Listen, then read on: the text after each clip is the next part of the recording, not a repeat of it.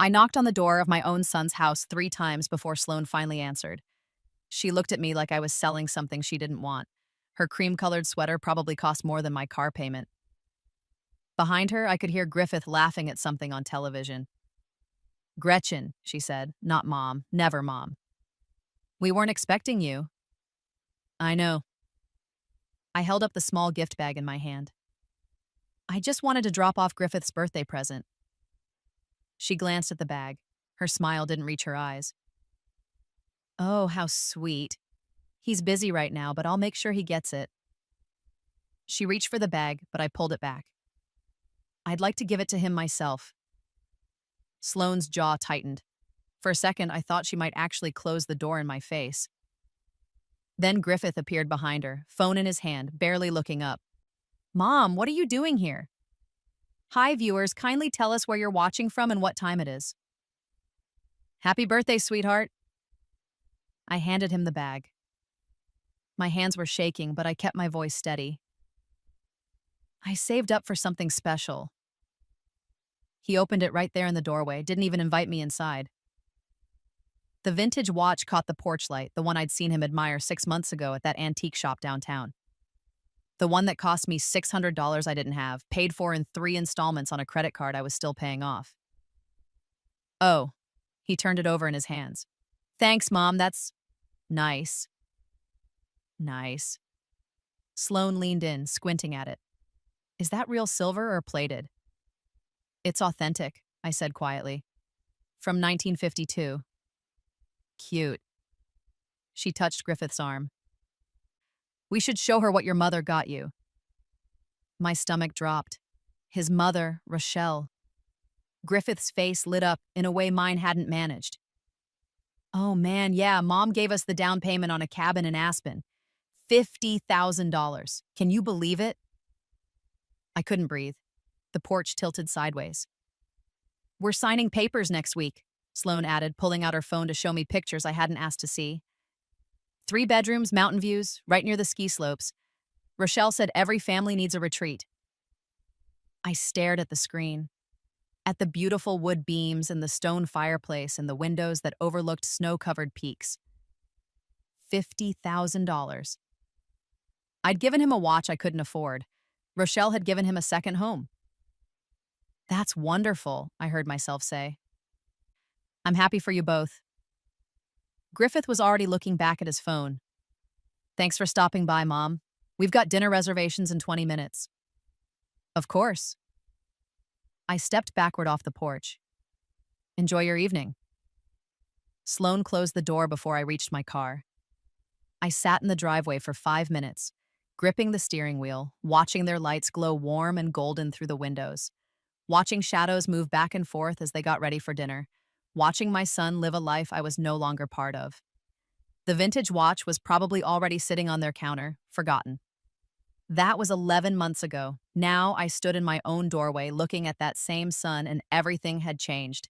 My name is Gretchen Holloway. I'm 62 years old. I worked as a nurse for 37 years, raised my son alone after his father abandoned us, and sacrificed everything to give that boy a good life. And 3 weeks ago, the $2 lottery ticket he gave me for my birthday, the one that sat on my kitchen counter for days because I couldn't decide if scratching it off would make me feel better or worse, won me $120 million. Griffith didn't know that yet. He was about to find out. "Mom," he said, standing on my new porch, looking thinner than I remembered, dark circles under his eyes. "Can we talk?" I should have slammed the door. Every fiber of my being screamed to do it. But I stepped aside and let him into the small beach house I'd bought with my winnings. A cozy 2-bedroom cottage with windows that faced the ocean. The first home I'd ever owned outright. He looked around like he'd entered a stranger's house. "This is nice. When did you move?" 2 months ago." "You didn't tell me." "You didn't ask." He flinched. Good. I wanted him to flinch. "Mom, I know I screwed up. I know the lottery ticket thing was what, Griffith? Thoughtless? Cruel? A perfect representation of exactly how much you value me?" "It was just a birthday present. I didn't mean anything by it. You spent $15,000 on Rochelle's cruise. You gave me $2. His face flushed red. Rochelle helped us with the house down payment. She's always been generous with us. And I worked 60-hour weeks so you could go to college. I postponed my own surgery so you could afford medical school applications. I ate cereal for dinner so you could have new clothes. My voice cracked. But I guess that doesn't count as generous? That's not fair. You're right. None of this is fair. We stood there, 10 feet apart in my small living room, and I saw it. The moment he realized he couldn't charm his way out of this, couldn't smile and hug me and make it disappear like every other time he'd hurt me. I'm sorry, he said finally. I really am. I got caught up in Sloane's world and I forgot. You forgot your mother. Yes. His eyes were wet. Yes. And I hate myself for it, but I want to fix this. I want you in our lives again. In Griffin Jr.'s life. There it was, the baby, the leverage. Does Sloane know you're here? I asked. His hesitation told me everything. She knows I needed to see you, he said carefully. But she doesn't know why. Mom. Let me guess. Things are tight. The Aspen cabin is expensive to maintain. Maybe Rochelle isn't being as generous anymore. Maybe you're realizing that keeping up with her lifestyle costs more than a surgeon's salary can handle. I walked to the window, looked out at the ocean. And maybe you heard through the grapevine that your mother won the lottery. Silence. When I turned around, his face had gone pale. How did you? Small town, Griffith. People talk. Your old receptionist is married to my former coworker's son. Word gets around. I didn't come here for money. Then why did you come? He opened his mouth, closed it, opened it again. I missed you, he said. You missed me, or you missed what I could do for you? That's not Mom, come on. When's the last time you called me, before you found out about the lottery? He stared at his shoes. When's the last time you invited me to Sunday dinner? When's the last time you asked how I was doing? When did you last remember my birthday without a calendar reminder? I've been busy. So have I. I've been busy building a new life. A life where people value me. Where I'm not an afterthought or an embarrassment. Where I matter. You matter to me. Do I, really? I picked up my phone from the coffee table, opened my photo app, scrolled back. I found out about Griffin Jr.'s birth from Facebook. You didn't call, didn't text. I saw the hospital photos Sloane posted before you bothered to tell your own mother you'd had a son. His face crumbled. I was going to call. When? After you figured out how much money you needed from me? Stop it. Just stop. He was crying now, real tears streaming down his face. I know I've been a terrible son. I know I chose Sloane's family over you. I know I got sucked into their world and forgot where I came from. But I'm here now. I'm trying to make it right. Why now, Griffith? Why not a year ago, 2 years ago? Why now when I suddenly have money? He wiped his face with his sleeve. Because I saw the scholarship announcement. The nursing fund you created. 20 full scholarships for single parents. His voice broke. That's when it hit me. You were giving millions to strangers, and I couldn't even give you a decent birthday present. I felt my chest tighten, felt the old instinct to comfort him, to tell him it was okay, to make his pain go away like I'd done his whole life. But I didn't move. The scholarship fund is for people who remind me of myself, I said quietly. People who work 2 jobs and still can't catch a break. People who sacrifice everything for their kids and don't get thanked for it. People who deserve better than they've been given. I know, and it made you realize I'm worth something after all. Now that strangers benefit from my generosity, maybe you should get in line too. No, Mom, please, that's not. Go home, Griffith.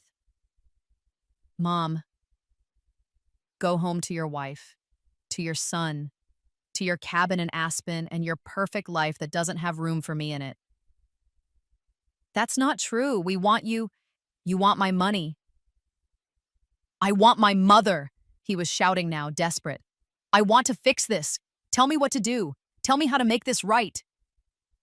I walked to the door and opened it. Ocean wind rushed in, smelling of salt and freedom.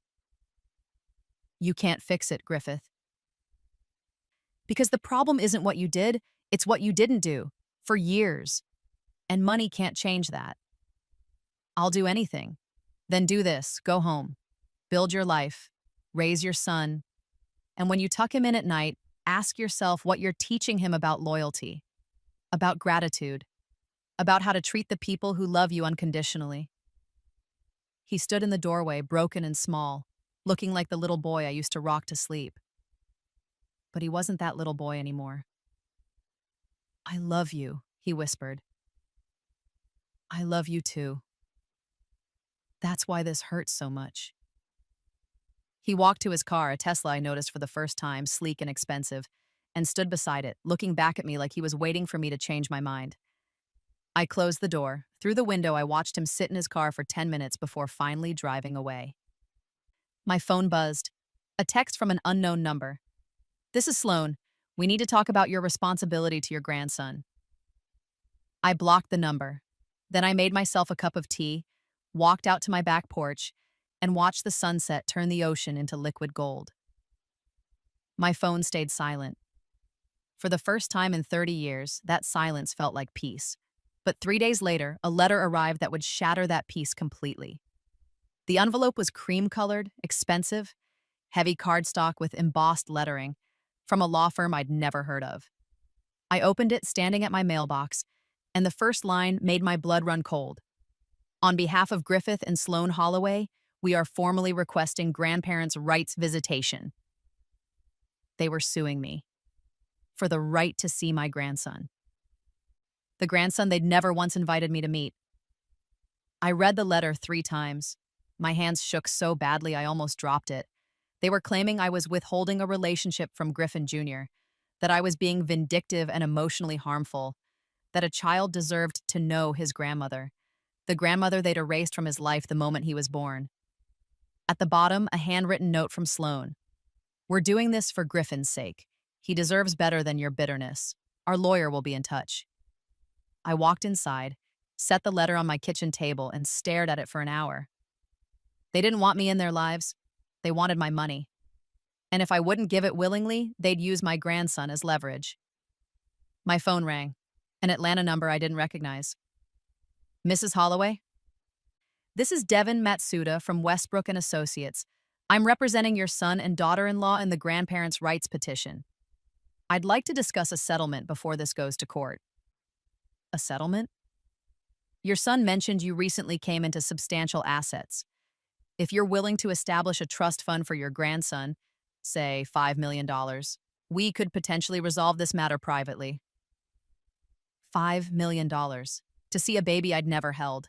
To be allowed into a life I'd been shut out of. Let me think about it, I said. Of course, but Mrs. Holloway, just so you're aware, if this goes to court, details about your lottery winnings will become public record. The media attention could be intense.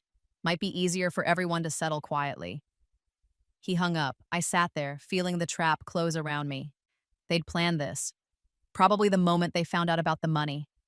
Sue for grandparents' rights, threaten public exposure, pressure me into paying millions just to make it go away. Griffith had learned well from Rochelle's family. Money wasn't about love. It was about leverage. My phone buzzed again. A text from Griffith.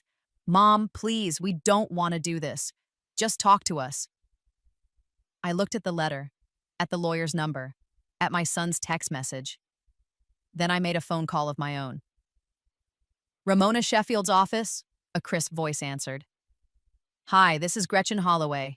I need to speak with Ms. Sheffield about a legal matter. It's urgent. Ramona Sheffield was the lawyer who'd helped me set up my lottery trust. She was 68, sharp as broken glass, and took no prisoners. What did they do? She asked when she called me back 20 minutes later. I told her everything: the lawsuit, the settlement demand, the threat of media exposure. She was quiet for a long moment. Then she laughed, a sound like crackling ice. Oh, sweetheart, they picked the wrong grandmother to extort. Can they actually win? The grandparents' rights thing? In Georgia, it's complicated. They'd have to prove you had an established relationship with the child that was suddenly severed. But from what you're telling me, you never had a relationship to sever. So they have no case? Not a legal one, but that's not what this is about. This is a shakedown. They're banking on you being scared enough to pay. I'm not paying them a dime. Good, because I have a better idea. Her voice took on an edge that made me sit up straighter. How do you feel about going public? What? They're threatening media exposure? Let's give it to them. On your terms. I have a contact at the Atlanta Journal-Constitution. Human interest stories are her specialty. Single mother, worked herself to the bone, raised a son who abandoned her the moment he married into money, gave her a $2 lottery ticket that won millions. And now he's suing her for access to the grandchild he never let her meet. My heart pounded. You think people would care? Gretchen, people will eat this up, especially when we talk about your nursing scholarship fund, how you're giving your winnings away to help people who remind you of yourself. This isn't about revenge, it's about showing the world who you really are and who they really are. Griffith will hate me. He's already suing you, honey. How much worse can it get? She had a point. When? I asked. How's tomorrow? The reporter's name was Kiana West. She was 40-something, with warm brown eyes and a notebook she filled while I talked. We sat on my back porch drinking iced tea, watching the waves. I told her everything: the double shifts, the ramen dinners, the postponed surgery, medical school applications, the vintage watch, the $2 lottery ticket, Rochelle's $15,000 cruise. Wait, Kiana said, pen freezing mid-note. He gave his mother-in-law a luxury cruise and gave you a scratch-off ticket? $2, I confirmed. And it won how much? 120 million. Her eyes went wide. Holy, she caught herself. And now he's suing you for grandparents' rights to a baby you've never met? That's correct. While demanding $5 million to make the lawsuit go away? Yes. She set down her pen and looked at me for a long moment. Mrs. Holloway, do you realize how powerful this story is? I just want people to understand. I'm not the villain here. I'm not keeping my grandson from them out of spite. They kept him from me first. Can I ask you something personal? Go ahead. Do you want a relationship with your grandson? I looked out at the ocean, thought about a little boy I'd never held, a child who carried my son's name and didn't know I existed. More than anything, I whispered. But not like this, not bought and paid for, not used as a weapon. If Griffith wants me in Griffin Jr.'s life, it should be because he values me, because he wants his son to know his grandmother, not because there's money involved. Kiana was writing furiously now. This is going to run front page Sunday edition. I need to contact your son for comment. Are you prepared for that? I am. And you're prepared for what might happen after? The attention, the public reaction, maybe reconciliation? Or the opposite? I've lost my son already, I said quietly. I lost him years ago, long before the lottery ticket. I'm just finally admitting it. The article ran 4 days later. The headline read, "From $2 to $120 million, a mother's lottery win exposes a family's greed." My phone exploded. News outlets, talk shows, Dr. Phil's producers, 3 different movie studios, and buried in the avalanche of calls and emails and interview requests, a single text message from an unknown number that made my hands shake. "You've destroyed our family. I hope you're happy. Don't ever contact us again." It was from Griffith. I stared at that message for an hour, felt the finality of it. The door slamming shut for the last time. But my inbox also held messages from strangers, hundreds of them, thousands. My daughter did the same thing to me. Thank you for speaking up. You're an inspiration. Don't let them break you. I was a single mom too. Your story made me cry. Stay strong.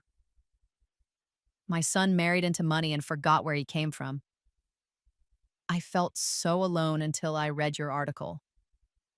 People who understood, people who'd been erased by their own children, people who'd sacrificed everything and gotten nothing back. I wasn't alone anymore. The Nursing Scholarship Fund applications tripled overnight.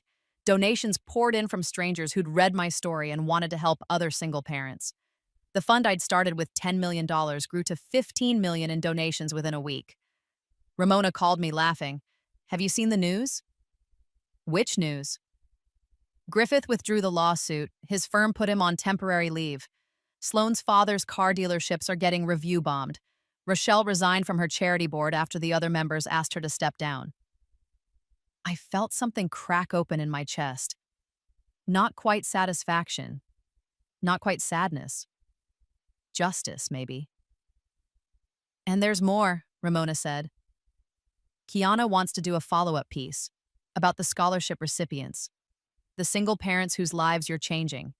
Human interest gold. You interested? Yes, I said.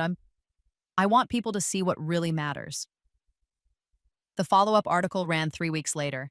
It featured 5 scholarship recipients, a single father working overnight at a warehouse while studying to be a nurse, a grandmother raising her daughter's children and pursuing her nursing degree at 56, a domestic violence survivor starting over, people whose stories mirrored mine, people who deserved a chance. The day the article published, I got a letter forwarded from the newspaper, handwritten, no return address. Dear Mrs. Holloway, you don't know me, but I'm one of your scholarship recipients. My name is Keisha. I'm a single mom with 2 kids working at a gas station and trying to get through nursing school. When I got your scholarship, I cried for an hour. Nobody's ever believed in me like that. I read your story, what your son did to you, and I want you to know something. My kids are going to grow up knowing who helped us. They're going to grow up grateful. They're going to understand sacrifice. You may have lost your son, but you're saving lives, mine included. Thank you doesn't feel like enough. But thank you. You're the mother I hope to be. I read that letter 5 times. Then I put it in a frame on my wall, next to a photo of my new life. Me at the scholarship ceremony, surrounded by 20 students who called me an angel. Griffith never called me that. But these strangers did. 6 months passed. I settled into my new rhythm. Volunteer work at the literacy center, book club on Thursdays, long walks on the beach, quiet dinners with real friends who liked me for who I was, not what I had. I didn't hear from Griffith. Didn't hear from Sloane. Rochelle sent one email through a new address I hadn't blocked, calling me selfish and vindictive. I deleted it without responding. The scholarship fund thrived. I added 10 more recipients, started a mentorship program where former scholarship students could support new ones. I slept better than I had in decades. Then on a Tuesday morning in October, my doorbell rang. I almost didn't answer it, but something made me look through the peephole. Griffith stood on my porch, alone. He looked older, grayer. He held something in his arms, a baby carrier. My heart stopped. I opened the door. Mom, he said. His voice cracked on the word. Please listen. I looked at the baby carrier, at the tiny face barely visible under a blue blanket. Griffin Jr., 11 months old, my grandson. What are you doing here? I kept my voice steady, but my hands were shaking.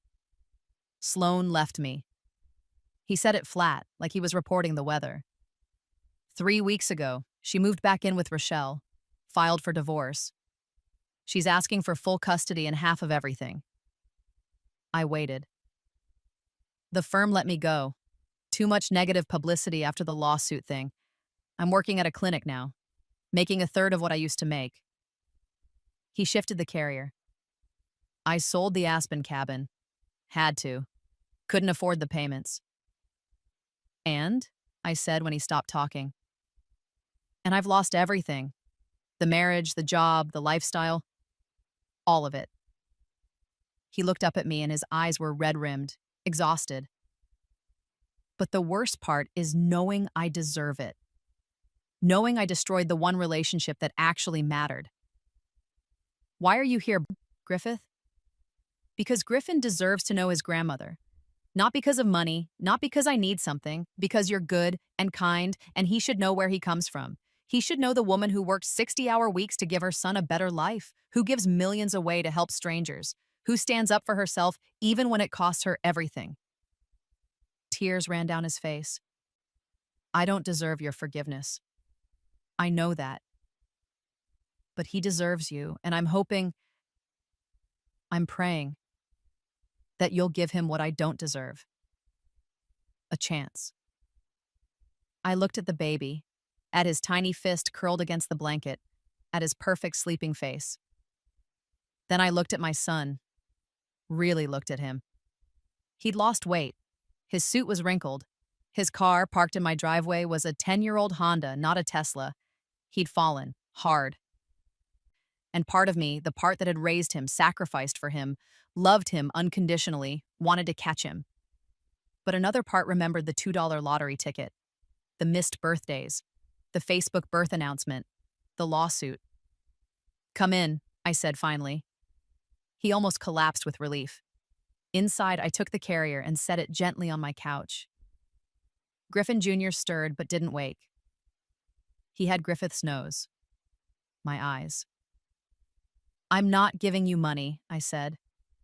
I'm not asking for any. I'm not bailing you out of this mess. I know. I'm not going to pretend the last few years didn't happen.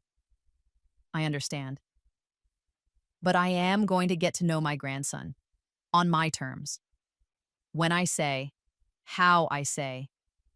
And if you ever try to use him as leverage again, I will walk away and never look back. Are we clear? Crystal clear. I picked up Griffin Jr. He was warm and solid and smelled like baby shampoo. His eyes opened, dark blue, unfocused, and he made a small sound. My heart cracked wide open. Hi, sweetheart, I whispered. I'm your grandma. Griffith watched us, crying silently. I don't know if we can fix this, I told him. I don't know if I can trust you again, but I'm willing to try, for him and maybe for us, but it's going to take time, years probably. And it's going to require you showing up, actually showing up, not when you need something, just showing up. I will, I promise. I'll show up every day if you let me. We'll see. I spent the next hour holding my grandson, feeding him a bottle Griffith had brought, watching him grab my finger with his tiny hand. When it was time for them to leave, Griffith paused at the door. Thank you, he said, for giving me a chance I don't deserve. I'm not doing it for you. I'm doing it for him. And for me. Because I don't want to be the bitter grandmother who missed out on this because of pride. I'll earn it back. Your trust, I'll earn it. Maybe you will. Maybe you won't, but you'll have the opportunity to try. He left. I watched them drive away in that old Honda. Then I sat on my porch with a cup of tea and watched the ocean. My phone buzzed. A text from Kiana. Heard through the grapevine your son visited. You okay? I smiled. Yeah, I think I am. Because here's what I'd learned. Forgiveness isn't about them. It's about you. It's about refusing to let bitterness poison the rest of your life. And it's about opening the door, just a crack, and seeing if someone's really changed or if they're just better at pretending. Time would tell which one Griffith was, but either way, I was going to know my grandson.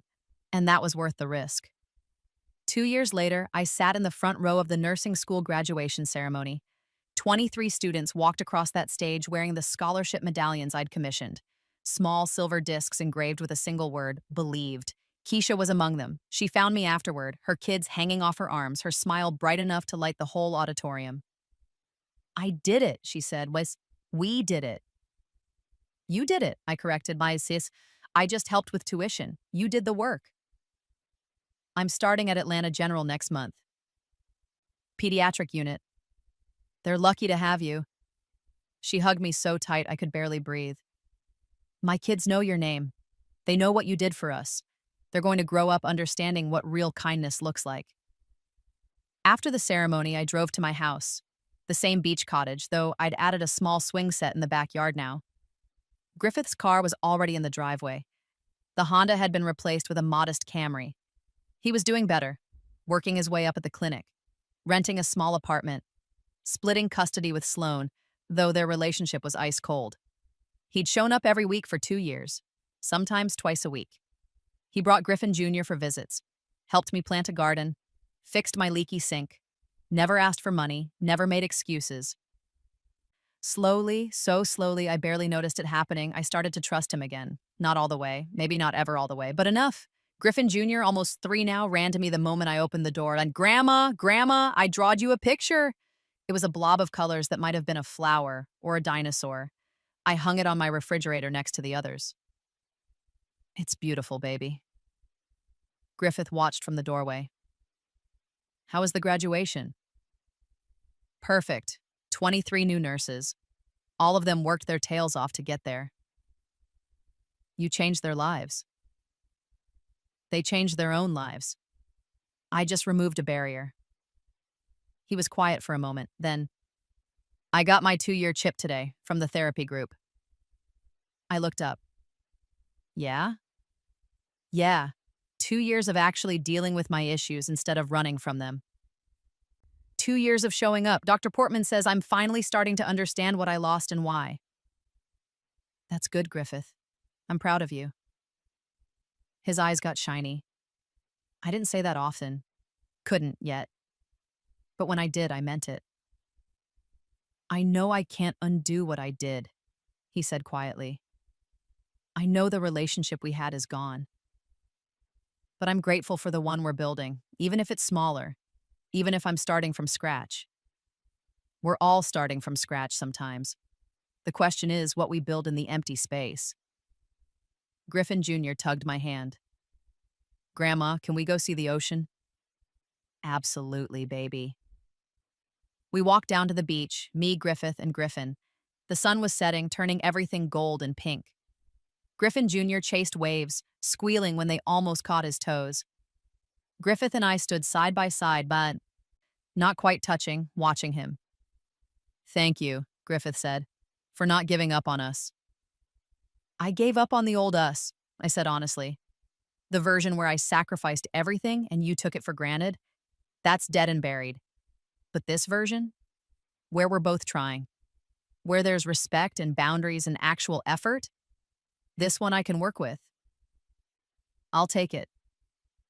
We watched Griffin build a sandcastle, watched the waves erase it, watched him build another one, undeterred.